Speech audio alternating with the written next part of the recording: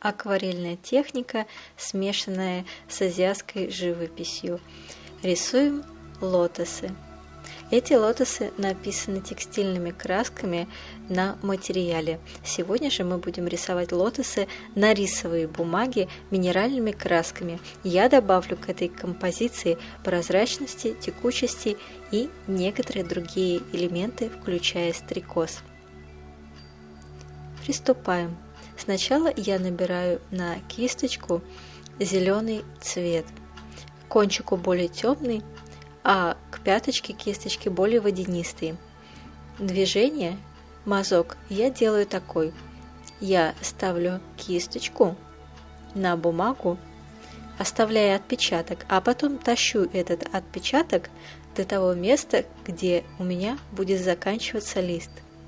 Движение я делаю либо по кругу, либо по овалу, в зависимости от того центра, который я определила для моего листа.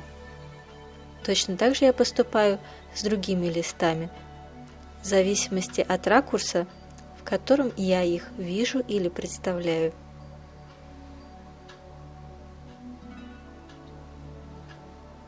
В прошлом видео я уже говорила, что моя бумага рисовая сильной текучести, и я очень люблю этот эффект и стараюсь его как можно более использовать. Поэтому, когда я создаю свои композиции, я стараюсь сначала просто закладывать цветовые пятна, которые будут все более и более растекаться и смешиваться в цветах, а потом уже делать в них по необходимости прорисовки. Теперь я приступаю к цветам лотоса. Как я буду их рисовать? Я сначала на кисточку наберу воду, чтобы к пяточке она была водянистая, а затем на кончик немного красной краски, чтобы лотосы у меня получались в своем основании как бы со светящейся прозрачной серединкой.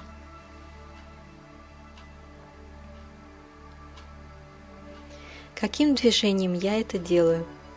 Я ставлю кисточку сначала кончиком, а потом веду кисточку в нужном мне направлении, постепенно прижимая ее к пяточке и ставя целиком плашмя. То есть я делаю точку и затем эту точку просто тащу в нужном мне направлении, постепенно соприкасая все более и более кисть целиком с полотном. Листья лотоса по форме похожи на лодочку. Форма у цветка лотоса может быть совершенно разнообразная. Не делайте их одинаковыми. Создавайте динамику листьев.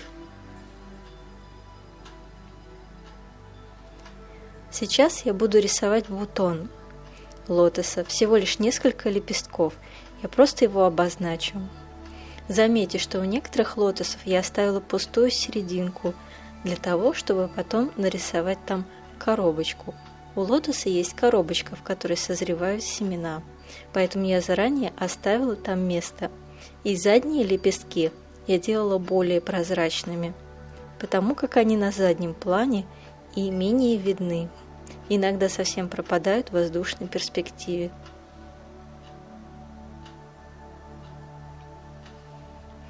Посмотрите, какие красивые красные кончики и какая водянистая структура дальше у листьев.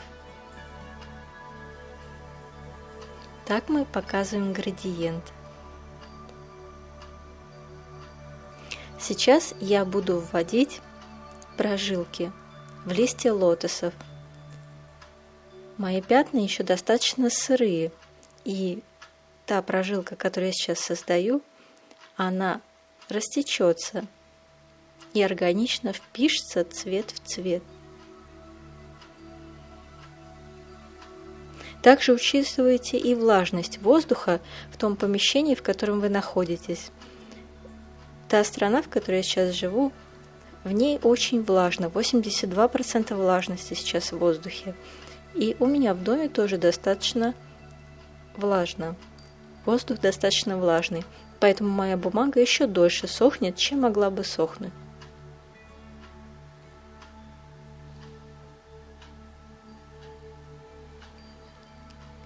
Я также наметила центр. Как я это делаю? Прожилки и центр в виде кружочка у лотоса я просто обозначаю тонкими линиями кончиком кисти, подбирая тон зеленого темнее, чем тот, который я использовала для листьев. Не обязательно прорисовывать все прожилки. Это зависит от вашего желания. Можно и вообще их не прорисовывать. Листья лотоса похожи на зонтики.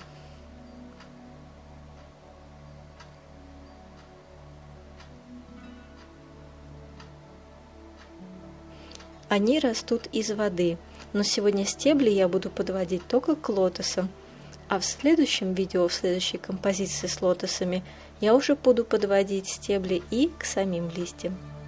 Сегодня мы просто знакомимся с лотосом и создаем простую композицию.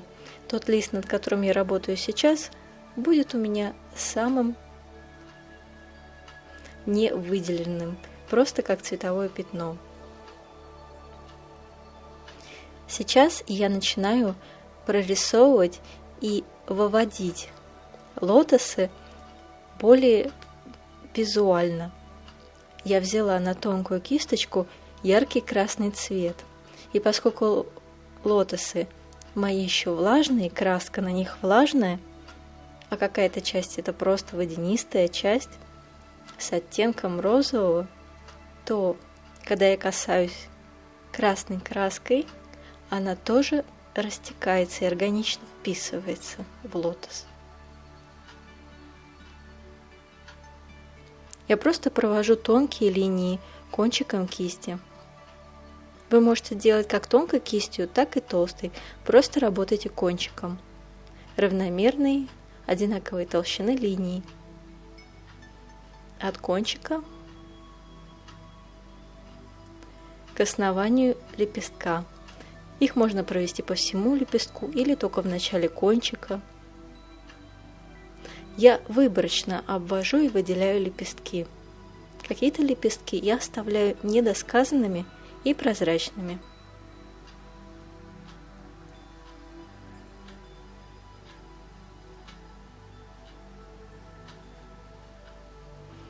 По большей части я оставляю прозрачными лепестки, которые на заднем плане, а передние стараюсь более выделить, сделать более насыщенными.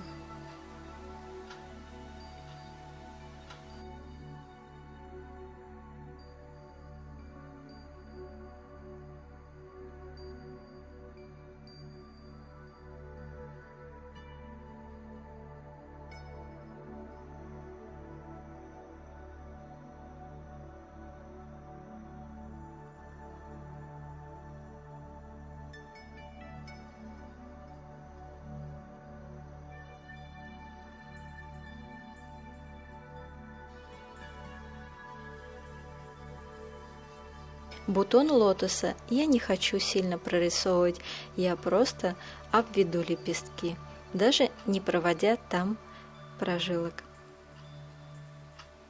А на следующем цветке лотоса я повторю все то же самое, что делала на предыдущих, но смотрите, чтобы они не повторялись, чтобы цветы отличались друг от друга. Возвращаясь к вопросу динамики листьев, лотосы могут быть совершенно необычной формы, особенно если прошел дождь. Они могут быть буквально раскорячены своими лепестками в разные стороны.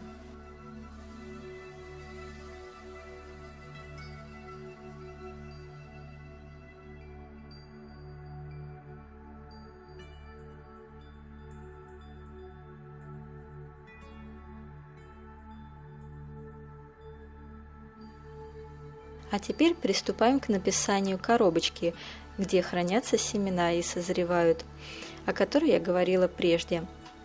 Она напоминает собой рюмочку и представляет просто овал или кружок, в зависимости от того, в каком ракурсе вы смотрите на лотос.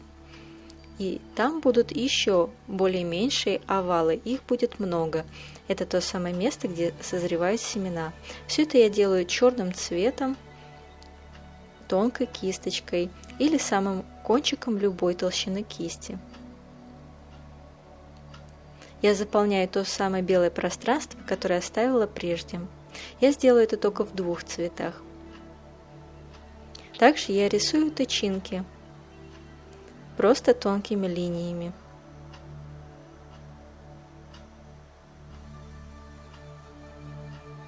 Один из цветов я оставлю без тычинок и без коробочки. Он как будто бы светится изнутри благодаря тому градиенту, который мы прежде создали. И теперь я просто поставлю точки, отпечатки кисти небольшие, для того, чтобы сделать тычинки.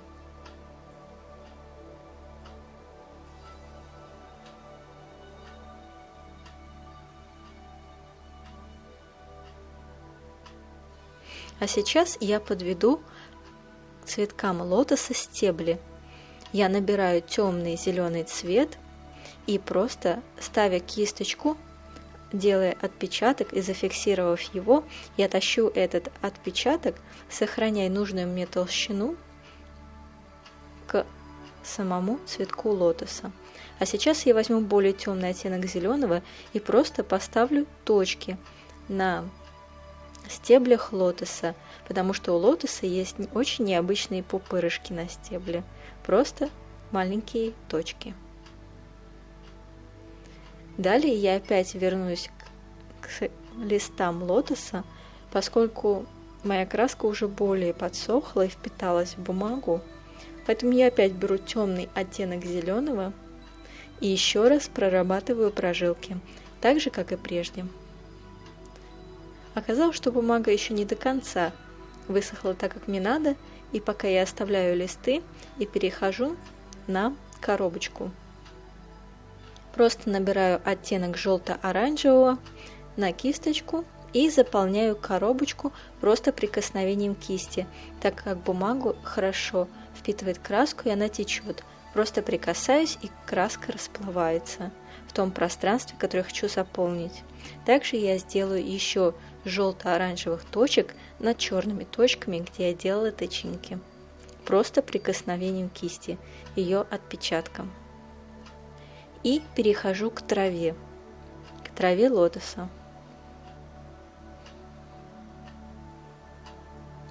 Как я это делаю? Я набираю какой-нибудь оттенок зеленого, исходя из того, какие цвета я использую для моей композиции, и начиная с кончика, я веду тонкую линию, а потом постепенно я прислоняю кисть больше к бумаге, а потом опять утоньшаю, поднимая кисточку и заканчивая кончиком, просто отрывая в определенный момент, когда я хочу закончить траву, кисточку от листа.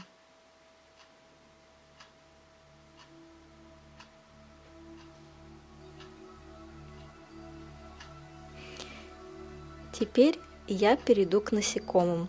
Я нарисую 2 стрекозы в разном ракурсе. Как я это делаю? Я на тонкую кисточку набираю черный цвет.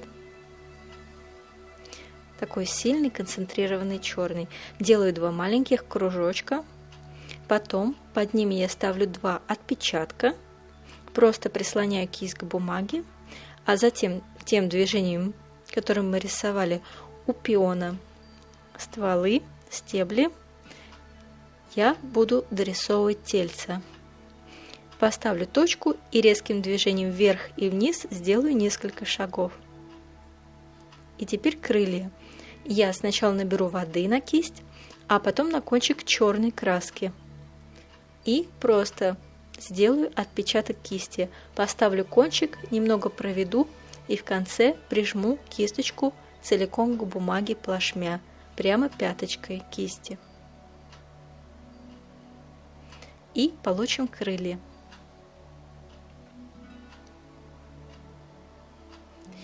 И тоненьким кончиком тонкой кисти я черным цветом дорисую лапки. Просто тонкие линии. Теперь я опять возвращаюсь к своим листам. Уже все достаточно высохло, но опять же не до конца, как я говорила, моя бумага очень сильной текучести, но мне этот эффект нравится, и я его опять же сейчас использую. Та краска, которую нанесу, она все равно еще растечется в той краске, которая уже есть. не останется в таком виде. Поэтому я беру достаточно темный оттенок зеленого, подходящий к тому листу, на котором я работаю. Еще раз прорабатываю кружочки и остальные элементы. Делая контуры, обводя, добавляю все, что мне кажется нужным добавить. Тонкими линиями или прикосновением кисти оставляя отпечатки.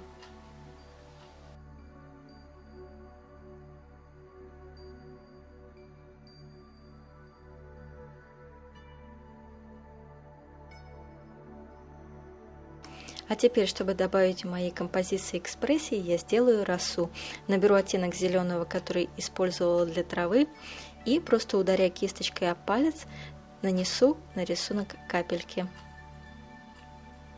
Композиции, о ней можно судить тогда, когда работа окончательно высохла, тогда все цвета проявятся. И не забывайте про каллиграфию и печать, оттиск. Благодарю вас за просмотр.